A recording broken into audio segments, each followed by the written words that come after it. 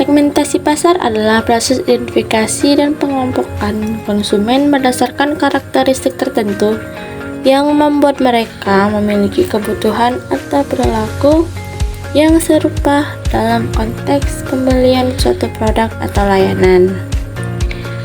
Maksudnya itu, segmentasi pasar ini merupakan proses pembagian pasar menjadi beberapa kelompok-kelompok kecil yang memiliki kesamaan seperti kebutuhan, minat, atau karakteristik tertentu. Tujuannya itu adalah agar si pembisnis bisa memahami dan melayani setiap kelompok dengan lebih baik. Misalnya, jika sebuah bisnis menjual kopi, mereka bisa membagi pasar menjadi yang pertama tuh anak muda. Anak muda pasti suka kopi yang kekinian tuh, yang seperti kayak es kopi susu gitu, yang manis-manis. Yang kedua, pekerja kantoran. Mereka pasti membutuhkan kopi cepat saji untuk mengisi energi kerjanya mereka. Yang ketiga, pecinta kopi premium. Orang yang pecinta kopi premium ini lebih cenderung memilih kopi yang berkualitas tinggi dengan rasa yang khas gitu, mempunyai rasa yang berbeda.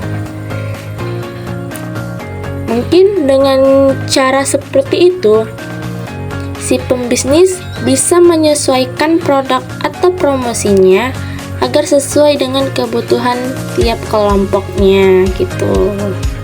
Oke, next lanjut ke slide berikutnya, yaitu jenis-jenis segmentasi pasar. Di slide itu ada 5 ya. Pertama, segmentasi berdasarkan demografis, geografis, psikografis, perilaku, dan berdasarkan manfaat. Kita akan membahasnya satu persatu. Pertama, segmentasi demografis, yaitu membagi pasar berdasarkan faktor seperti usia, jenis kelamin, pekerjaan, pendapatan, pendidikan, atau status perkawinan. Contohnya itu seperti produk susu formula untuk bayi, berarti dia ke faktor usia.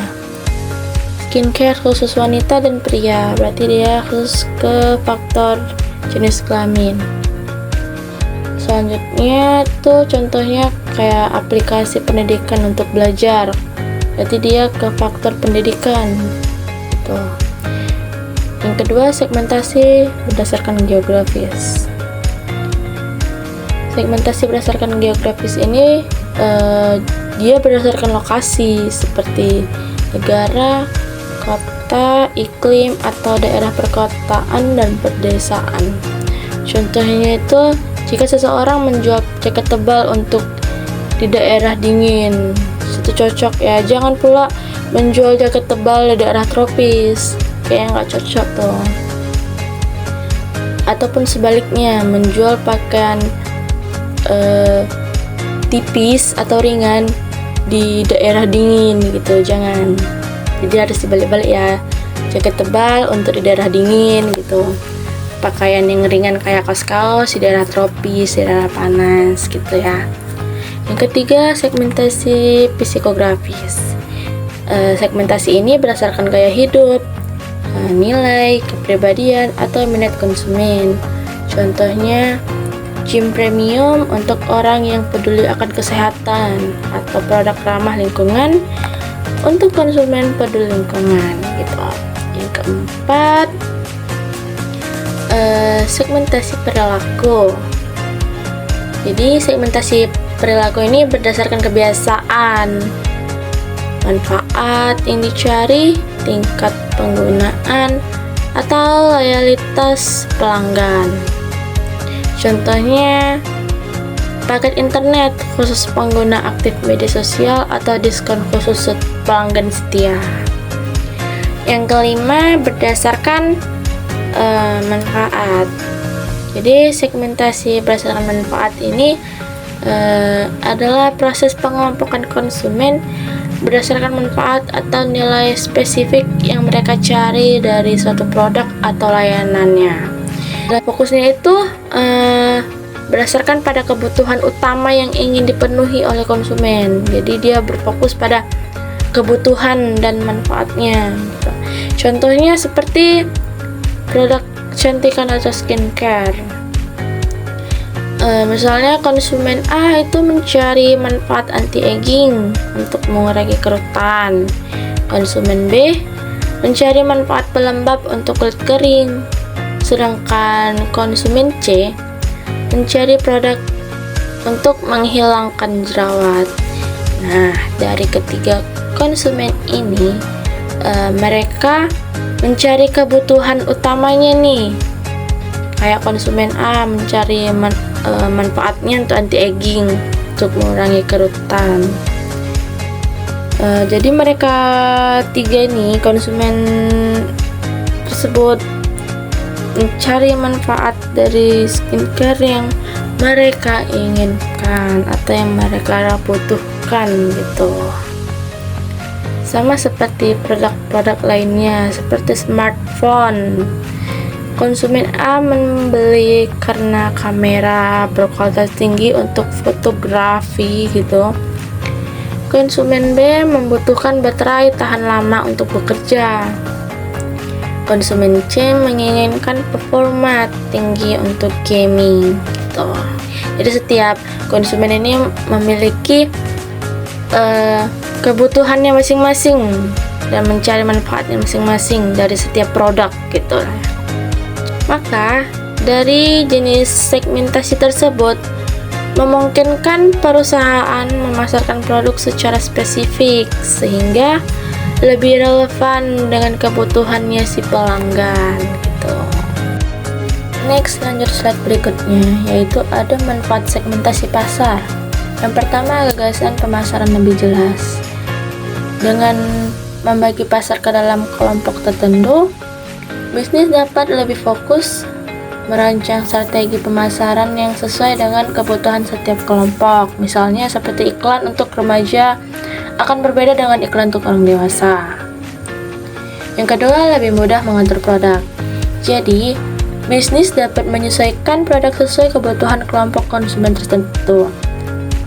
Misalnya, perusahaan pakaian membuat lini khusus untuk olahraga, formal, dan casual untuk lebih mudah mengatur produksi dan penjualannya. Yang ketiga, meningkatkan daya saing. Dengan memahami kebutuhan pelanggan secara spesifik, si pebisnis ini bisa menawarkan solusi yang lebih baik dibandingkan kompetitor sehingga lebih menjadi unggul di pasar. Keempat, mengembangkan produk yang lebih tepat sasaran. Dengan menggunakan manfaat ini, segmentasi membantu bisnis menciptakan produk yang benar-benar sesuai dengan kebutuhan dan keinginan dari konsumen. Misalnya, dari produk pasta gigi nih, kita menggunakan konsumen yang membutuhkan pemutih gigi, ada juga yang mencari perlindungan terhadap gigi sensitif. Kira-kira seperti itu. Jadi, dengan adanya manfaat segmentasi pasar ini, bisnis menjadi lebih efisien dan efektif dalam menjangkau dan memenuhi kebutuhan si pelanggannya. Selanjutnya yaitu kelemahan segmentasi pasar. Pertama, biaya produksi akan lebih tinggi. Dalam segmentasi pasar, setiap segmen mungkin membutuhkan produk atau layanan yang berbeda. Hal ini memaksa perusahaan memproduksi variasi produk yang meningkatkan biaya produksi. Kedua, biaya riset pasar akan bertambah searah dengan banyaknya ragam dan macam segmen pasar. Biaya riset pasar bertambah untuk memahami kebutuhan dan preferensi setiap segmen. Perusahaan harus melakukan riset pasar yang lebih mendalam dan spesifik yang memerlukan dana tambahan. Ketiga, biaya promosi lebih meningkat. Karena setiap segmen memiliki karakteristik unik, perusahaan harus membuat kampanye pemasaran yang sesuai untuk setiap segmen, sehingga membutuhkan biaya promosi yang lebih besar. Keempat, menghadapi berbagai persaingan segmen yang serupa. Dengan banyaknya segmen yang dikejar, perusahaan juga harus bersaing dengan kompetitor yang fokus pada segmen yang sama, sehingga kompetisi menjadi lebih sulit. Kesimpulannya, Meskipun segmentasi pasar dapat membantu perusahaan lebih efektif dalam menjangkau pelanggan, strategi ini juga menuntut biaya dan upaya yang lebih besar. Selanjutnya adalah studi kasus. Studi kasus yang diambil kali ini adalah kosmetik Wardah, di mana kosmetik Wardah menggunakan 4 segmentasi pasar, yaitu segmentasi demografis, segmentasi geografis, segmentasi psikografis, dan segmentasi perilaku. Seperti yang kita ketahui, Wardah adalah merek kosmetik bersertifikat halal yang dimiliki oleh PT Paragon Technology and Innovation. Hal ini telah menjadi populer karena komitmennya untuk memproduksi produk-produk halal dan fokusnya pada pemberdayaan wanita. Yang pertama yaitu segmentasi demografis. Wardah lebih mengutamakan target wanita usia 19 hingga 35 tahun, khususnya perempuan. Sebagai kosmetik halal, Wardah sangat populer di kalangan konsumen muslimah yang membutuhkan produk yang sesuai dengan prinsip-prinsip agama Islam. Yang ketiga yaitu segmentasi geografis. Wardah menyesuaikan produk dan promosinya berdasarkan lokasi. Misalnya di area perkotaan, produk skincare dan makeup Wardah lebih beragam dibandingkan dengan area perdesaan, mengingat kebutuhan yang berbeda di antara keduanya. Selanjutnya segmentasi psikografis. Wardah memahami bahwa konsumennya tidak hanya menginginkan kosmetik berkualitas, tetapi juga produk yang mencerminkan nilai-nilai Islami. Hal ini diwujudkan dalam kampanye pemasaran yang menonjol gaya hidup Islami, termasuk melalui kolaborasi dengan tokoh muslimah yang inspiratif. Selanjutnya segmentasi perilaku. Wardah mengidentifikasi konsumen yang loyal terhadap produk lokal dan yang mengutamakan aspek halal dalam produk kosmetik.